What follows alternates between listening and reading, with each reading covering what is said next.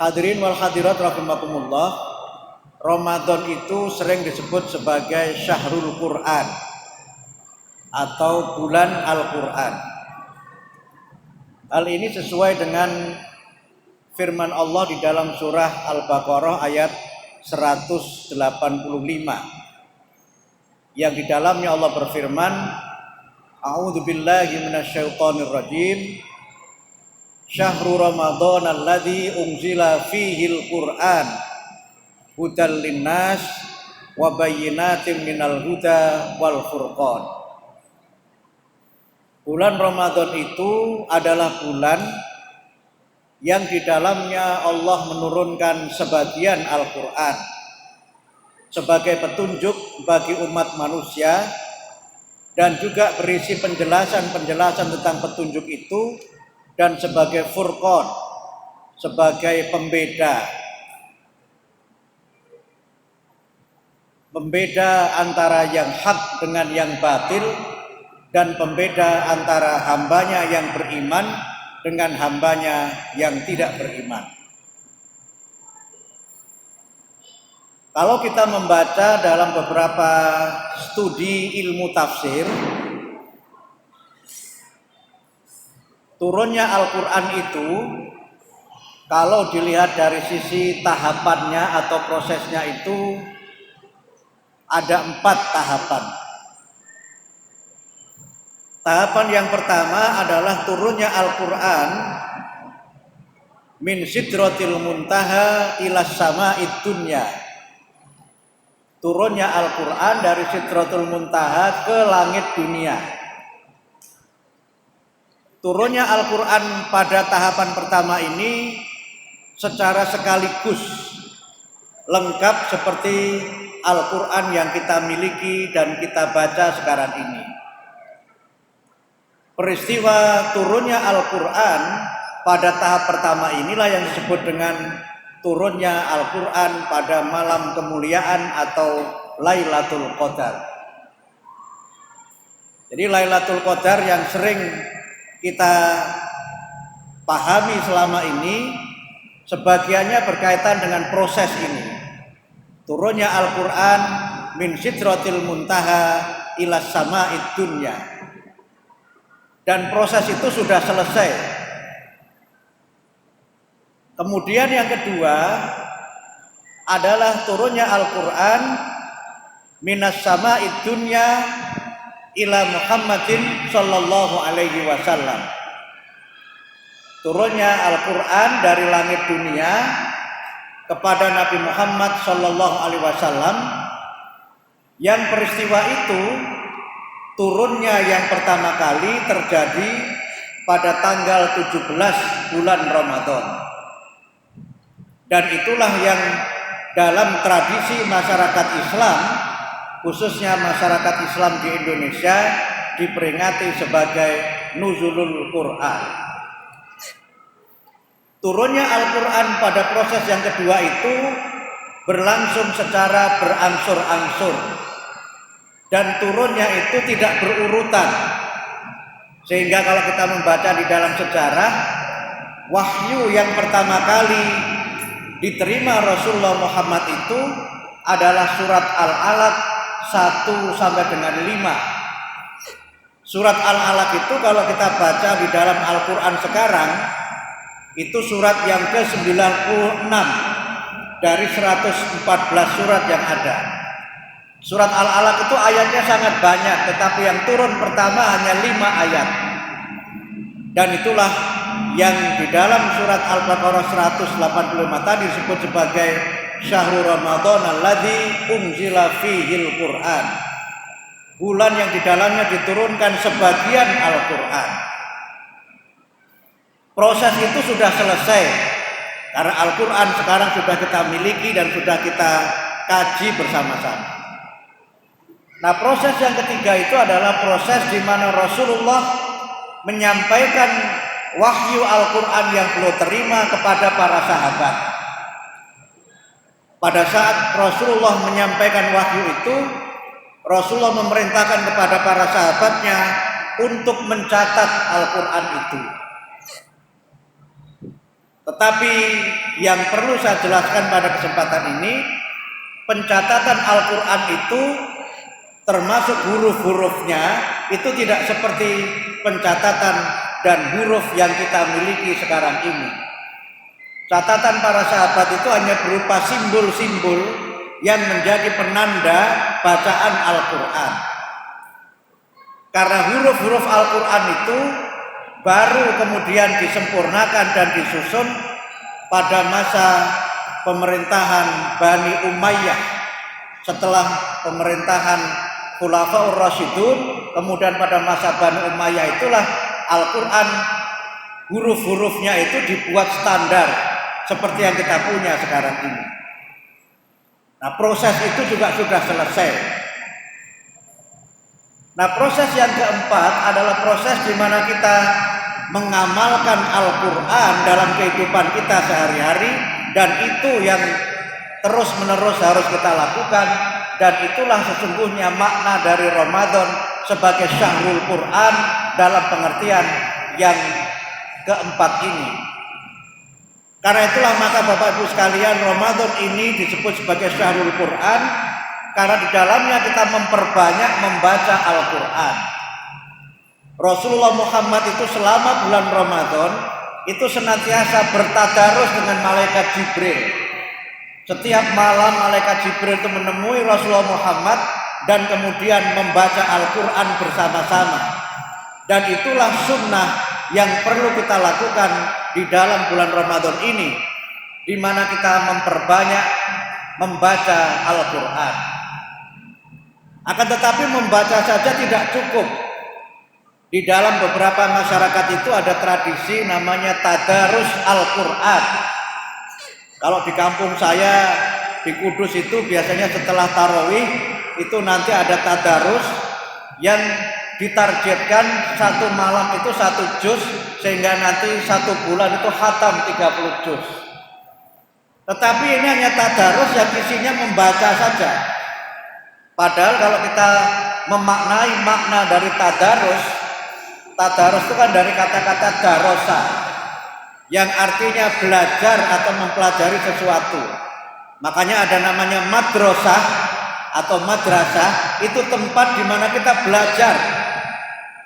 Cuma sekarang kan madrasah artinya hanya lembaga pendidikan. Padahal arti aslinya itu adalah tempat di mana kita belajar.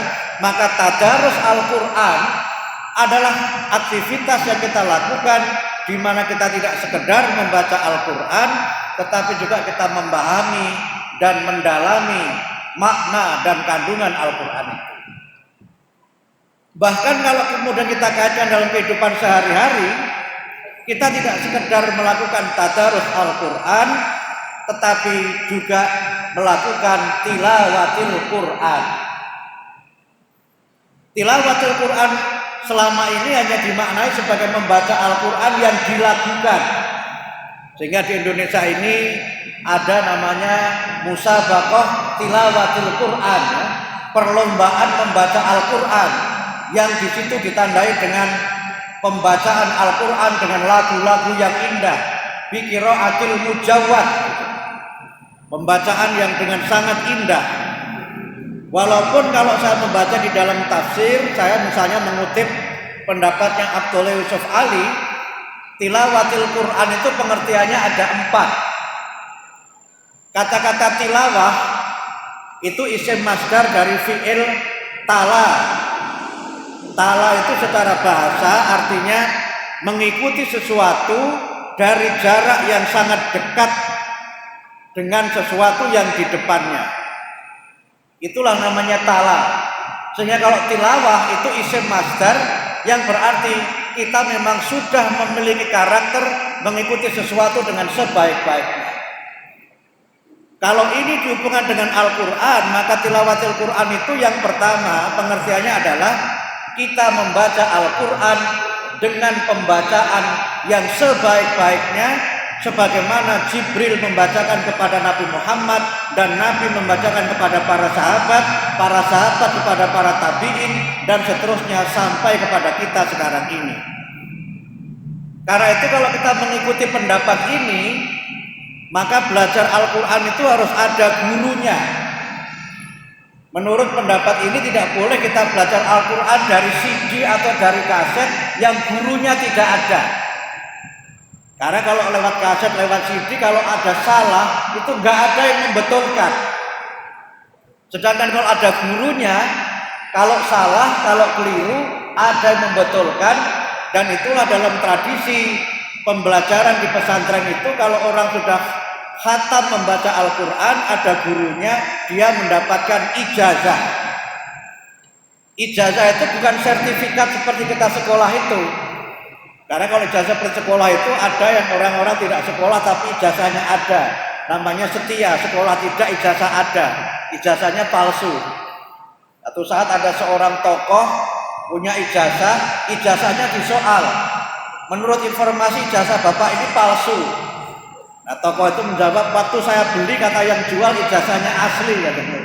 Nah, bukan ijazah yang seperti itu. Tapi ijazah itu artinya dia mendapatkan ilmu yang ilmunya sudah dianggap memadai dan dia boleh mengajarkannya kepada orang yang lainnya. Karena itulah maka bapak-bapak, ibu-ibu, kalau kita membaca beberapa qiraatul Quran, itu biasanya ada penjelasan di bagian awal itu. Qiraah misalnya Imam Sudais misalnya, itu beliau belajar dari siapa, sampai kepada sahabat siapa, sampai kepada Nabi Muhammad. Itulah tilawah dalam pengertian yang pertama. Karena kalau Quran ini kita membacanya salah, itu nanti artinya juga salah. Itulah tala atau tilawah dalam pengertian yang pertama. Nah, yang kedua, tilawatul Quran itu artinya memahami Al-Quran dengan pemahaman yang sedekat-dekatnya. Nah, memahami Al-Quran pemahaman yang sedekat-dekatnya itu ada dua cara yang dilakukan. Yang pertama melalui tafsir bil ma'thur, menafsirkan ayat dengan ayat, menafsirkan ayat dengan hadis. Dan yang kedua tafsir bil ra'yi, menafsirkan ayat dengan ilmu pengetahuan dan berbagai kajian-kajian ilmiah yang lainnya. Karena Quran itu tidak bisa kita pahami kalau kita tidak mencoba memahaminya secara keseluruhan dengan ayat Al-Quran dan juga dengan hadis-hadis Nabi serta penjelasan-penjelasan ilmiah yang lainnya. Nah, kemudian yang ketiga, tilawah itu artinya kita berusaha mengamalkan Al-Quran untuk diri kita sendiri. Itulah tadi ketika saya membaca Al-Baqarah 185, di situ disebutkan Quran itu adalah Al-Furqan.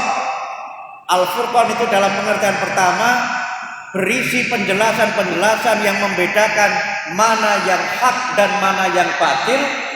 Tapi Al-Quran juga membedakan antara hamba Allah yang beriman dengan manusia yang tidak beriman. Karena kalau orang itu tidak beriman, dia tidak mendapatkan apa-apa dari Al-Quran itu.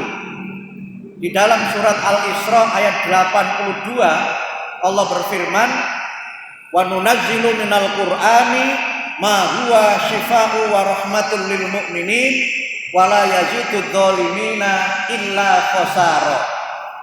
Dan Allah itu menurunkan Al-Qur'an, wa nunazzilu minal Qur'an ma huwa shifaa'un. Al-Qur'an itu tiada lain sebagai obat, sebagai penawar, wa rahmah dan sebagai rahmat lil mu'minin bagi hamba-hambanya yang beriman. Wala yazidudz zalimin, dan Quran itu tidak menambah bagi orang-orang yang zalim itu illa khasara, kecuali kerugian belaka.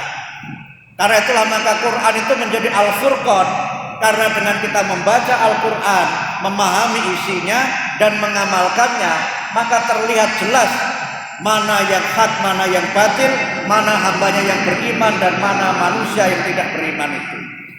Itulah tilawah dalam pengertian yang ketiga.